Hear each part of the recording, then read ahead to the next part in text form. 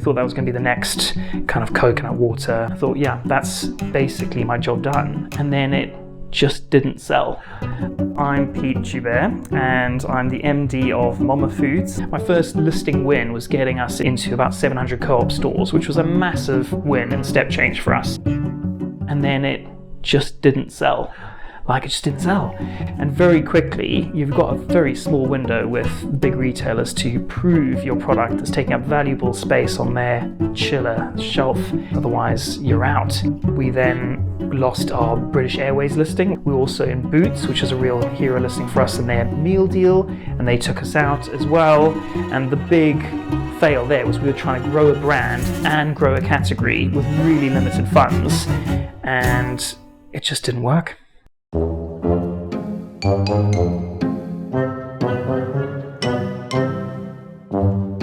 I'm Pete Joubert and I'm the MD of MOMA Foods.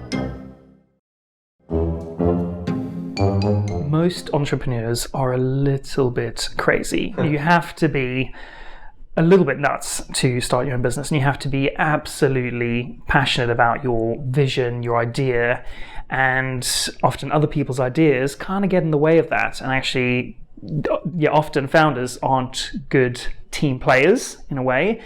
But, and I have to trust my judgment on this, I thought in Tom that actually this person is quite rational, he's quite grounded, he's kind of open and intelligent, and actually he's been very good at letting other people bring their ideas, and he does, evaluate things. And we haven't always agreed, and when we don't, I have to, take a step back and say, well, look, it's your baby, it's your company. We have to go with your view on this. But there's been very few of those disagreements, to be fair. We've worked together really well, but that is not everyone's experience. So I think that is a rarity in an entrepreneur to find someone who has that kind of balance, actually. We then lost our British Airways listing, which was a major listing for us as they pivoted away from what their food offering at the time. We were also in Boots, which is a real hero listing for us in their meal deal, and they took us out as well. And this is all kind of during a time when protein was really up as a trend and low sugar was on trend and carbohydrates were out. And we were selling a carbohydrate-based product that was already quite niche. And the big fail there was we were trying to grow a brand and grow a category with really limited funds, and it just didn't work. Yeah. I've definitely done through this process. I'm a very resilient person, so I don't take things too personally. I'm quite thick-skinned. I think you've got to be in this game. But I was quite miffed because I was like, well, I've done everything right.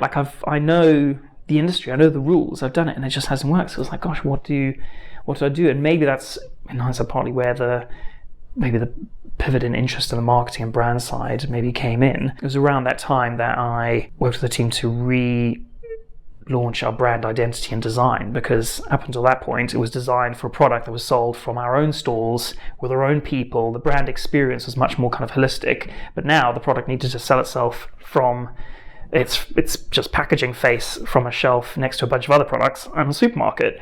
So you did a great job, I think, relaunching the brand identity and evolving the design and to work in that setting. But that wasn't enough either. So the big learning really is trying to spot when things aren't working and pivot the business. And I'd say to all people who are running a small business now or thinking about it, your idea of what the business is going to be in a few years' time is not going to be what it's going to be in a few years' time. It will be different. And of course it will, because we can't predict the future. And I think being flexible, resilient, and open to pivoting and changing the focus is key, has been certainly key to our success. First we started with the stalls, then we had a focus on selling birch muesli to other people, other retailers and wholesalers. Then we pivoted to porridge. And we tried a bunch of other things in the meantime, like a snack product, an oat smoothie drink. And now the main product focus, porridge is still important to us, but oat milk is our big success story. So that's 70% of our sales now is our award-winning British oat milk. Yeah, I think some of that experience, moving country when I was 14 and having to kind of survive that, coming out to your parents who then reject you. I've had a few big things in life that actually I've survived from, and now thrive, it's probably a mix of experiential and just core personality traits, maybe. And I've got better at the people side over years. I had to make a real conscious effort on that leadership side because I'm more comfortable dealing with a crisis myself and happy spending my time faffing around with numbers and analysing data. But I also am a people person, enjoy spending time in company with people, but I increasingly have to be, or am more aware of how my mood will affect the team. So I'm resilient and I can handle the stress, but I'm sure there have been periods where my stress has definitely affected the team, and that will definitely go for my boss as well, that they can pick up on the energy and tell, and that's not always a bad thing. I mean, I think it's good that the team knows when things aren't good, and we celebrate things when they are good, but kind of button down the hatches when things are tough. But you do want to shield them a bit, I think, or not make it worse by having emotional blow-ups. It's tricky. I think resilience is really important because in small businesses, what it's like. Things can go really well one week and there can be a massive crisis the next. Like it's much more highs and lows, or rather highs and lows are much more pronounced than in a big stable organization that has been doing what it's doing for years and knows what it's doing and has a lot of financial backing and all those sort of the security that comes with that. So I'd say resilience is key, but so is empathy. So the big learning for me is around being objective. Tom and I often discuss that to be an entrepreneur or a leader in a small business, you have to be really passionate about what you're doing, but you have to find a way to balance that with a degree of objectivity, and force yourself to have those moments of reflection to work out what is and isn't working. And the big learning at the time with the Birch Music was actually to focus on what is working and not worry about the stuff that isn't, or kind of walk away to something. That was really hard to walk away from Birch Music, which we've now stopped selling. We still get people emailing and saying, I can't find it anymore, where is it? I'm like, oh, sorry, you didn't buy enough of it, so it's gone. Hitting 10 million of invoice sales feels like a bit of a moment. Getting the kind of backing of AG Bar, I think, is really important for the longevity and legacy of the brand, because there's more and more consolidation in the market. It's getting really competitive, and we knew we needed either to raise investment somehow, either through acquisition or through raising funds and alternative means to compete. And we knew we had a good product, good brand, but you also need the money to scale it, because scaling is expensive. So that's a big milestone for sure.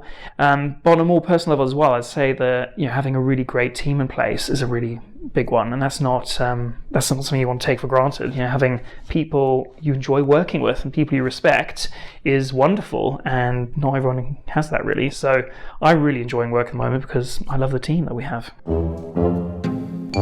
I feel like I'm a frustrated entrepreneur who would love to run their own business, and like everyone, I have ideas all the time, but nothing that's particularly rooted.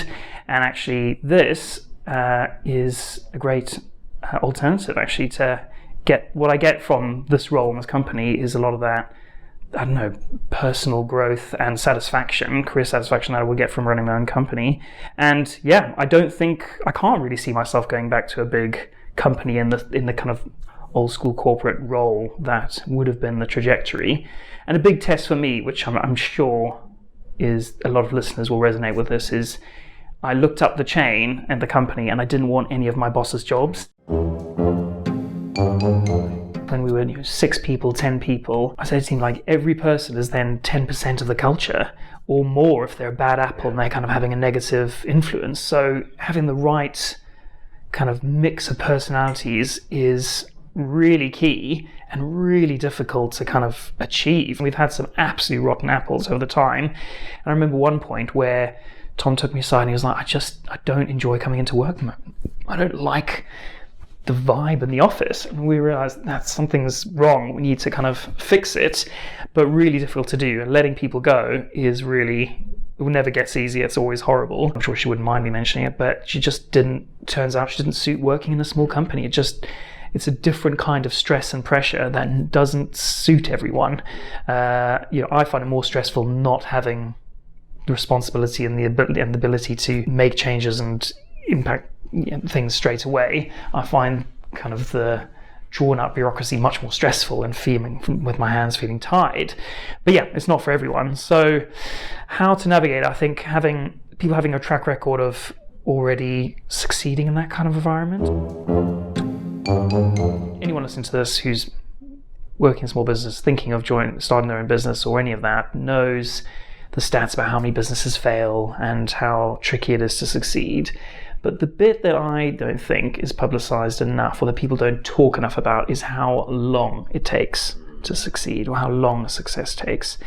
Because a bit like you're saying, when you see the news articles and read about the success stories, it all looks quite overnight, and it never is. I mean, if I see one more business plan that's a 3-year kind of launch this year, scale next year, exit the year after, I'm gonna freak out. Like, it just doesn't happen that way. It takes years to be successful, and to figure out what that success is going to be.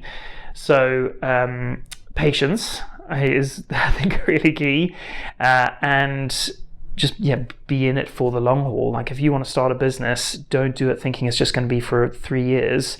It's going to be 10 plus years. MOMA's been going since 2006. It's a long time. You look at some of the big, in my world, food brands, they've been around for hundreds of years, some of them. So yeah, there's no such thing as an overnight success, I'd say, is the kind of first word of caution.